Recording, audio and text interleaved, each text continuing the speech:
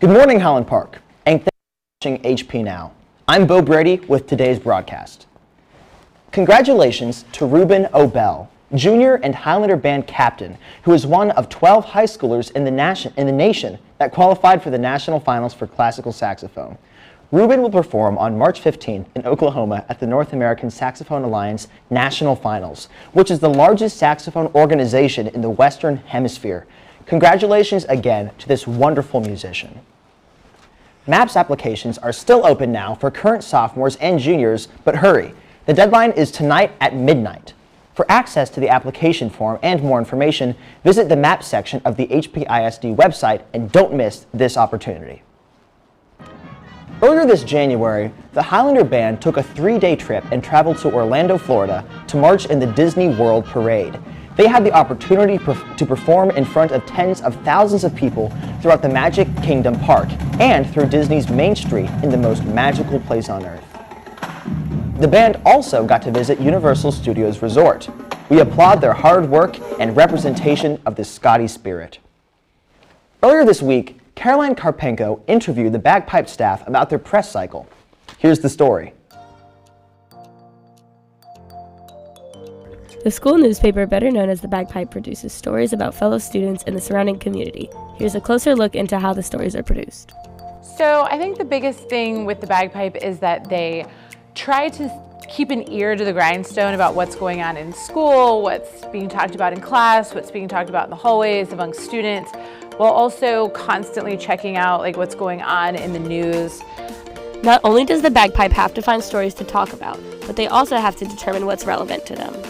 Well, we teach these news determinants, which are basically ways that we can decide what news is relevant to our community.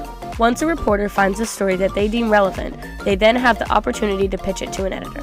We have a pretty detailed pitch process, so we make sure our reporters are giving us very detailed pitches, things that are timely, things that will appeal to the school. During these discussions, Bagpipe staff have the opportunity to highlight other fellow Scots or staff in the school. Then we also feature a lot of members of the student body and staff in what we call Scotlights that talk a lot about their passions and what they do. Through the use of articles, students are able to express their interests regarding the surrounding community. Really, it's what they're passionate about and things that are impacting them directly. So one of the biggest things that we focus on with the Bagpipe is that the stories can be broader scale, but there has to be some direct correlation to things that are going on here at school. It was so great to hear about the diligent writing process that goes into the Bagpipe. For HPNow, I'm Karpenko. Last week, the Highland Park Choir took a 4-day trip to New York City. They visited the First Presbyterian Church, where they performed a number of religious arrangements for a live audience. While in the Big Apple, they also visited Rockefeller Plaza, the One World Observatory, and took in a couple of Broadway shows. In other news, the National Honor Society is now open for new applicants. In order to qualify for the National Honor Society, students must pay the membership fee, have at least 30 hours of volunteer service, and have a 3.6 GPA or higher. And they must have 3 teachers who teach core subjects recommend them for membership. All applications are due March 31st. Senior internships application opportunities are now open for all HP juniors. The internship applications will be due on March 1st. Don't miss this opportunity to gain real-world experience in a field that aligns with your future career. The HP Momentous Club is looking for books. They are hosting a book drive for the Momentous Institute School Library in Dallas. If you'd like to make a donation, talk with your counselor or assistant principal to learn how. You can make a difference in the lives of the young students at Momentous. Don't go anywhere. John will have the latest on HP Sports after a short break. Some things in your medicine cabinet are more dangerous than others. When it comes to prescription drugs, opioid pain medicines can be addictive and even deadly. Half the people who misuse prescription pain medicines get them from a friend or family member. Be part of the solution. Go through your medicine cabinets, drawers, anywhere you keep unused opioid pills, patches, or syrups. Find out how to dispose of them safely. Visit fda.gov/drug disposal. Welcome back. John is here with a look at the sports. What's going on in the HP Sports world, John? It's going good, thank you, Bo. Yeah. The varsity girls soccer team hosted Richardson Tuesday night. Cold temps and fog meant difficult conditions, which led to a long defensive battle on both ends. During the first half, both sides were able to get a few shots on goal, but good goalie play kept points off the board. In the second half, the wet conditions created several fouls, which meant penalty kicks. Captain Emerson Andrews nearly scored off a free kick early in the second half, but missed high. With 2 minutes left in the half, Addie Brink's corner kick turned into a goal. Thanks to Ellie Jones' high shot, Highland Park took the lead and went on to defeat the Eagles 1-0. This district win brings their overall record to 6-2. Next up for the Lady Scots is Pierce tonight.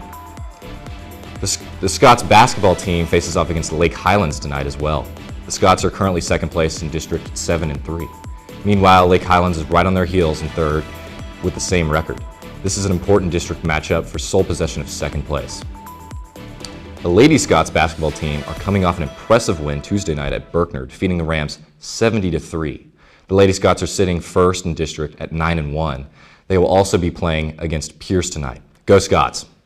Earlier this week, I talked with the new basketball coach, Todd Monsey, and the Lady Scots about their season. The girls' basketball team is excited to welcome Coach Monsey as the new head coach.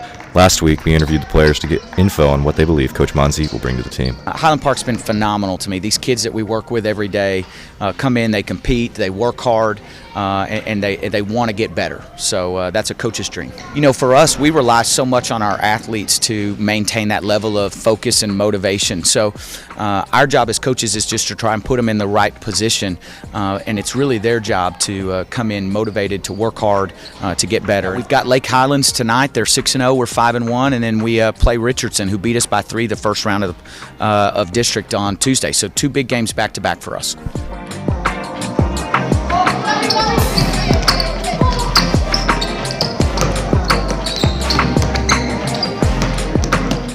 I think something really special about Coach Monsey is he brings all the energy. Like, you can look at him on the sidelines. He's like hyping us up, clapping, and so he just keeps us all engaged.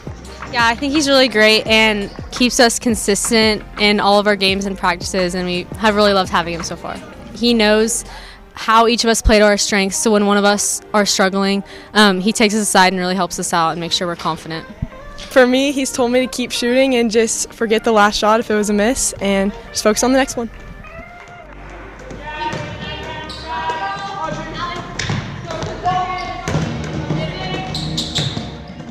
I just want to give a special thanks to the Lady Scots basketball team for letting us come in and interview them. I wish them luck on the rest of their season. The Swimming Scots are on the road to their district meet. The meet takes place on Saturday, January 27th at the Rob Lowe Aquatic Center at Jesuit. Be sure to come out to support your fellow Scots. Highland Park Baseball is hosting a jersey retirement next week for some very notable alumni. Clayton Kershaw and Chris Young will be recognized during a ceremony on January 31st at SMU's Armstrong Fieldhouse. Kershaw's number 23 and Young's 25 will be retired and commemorated at Scotland Yard later this spring. So, what do you think about that? I think it's incredible. You know, I met Mr. Young before in the past. Really? He was a great guy. I mean, it'll be a good day. Well, that's all the time we have this week, unfortunately, but we'd like to thank you for watching this episode of HP Now. We'll see you in 2 weeks.